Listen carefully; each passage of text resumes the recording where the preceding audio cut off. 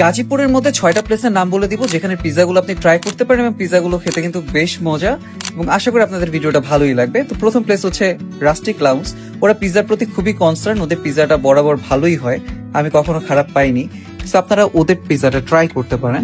এরপর হচ্ছে crust and কো, এটা হচ্ছে গাজীপুর গার্ডেনিয়াতে। তাদের পিজা আমি 2বার খেয়েছিলাম, আমার কাছে কিন্তু বেশ ভালো লেগেছে। লাইফ পিজার ক্ষেত্রে আমি বলবো যে ফাউকালা লাইফ পিজা আছে, ওদের লাইফ পিজাটা খুবই মজা এবং আগের শেফ আরো ভালো বানাতো, এই শেফ কিছুটা একটু খারাপ বানায় বাট মজা।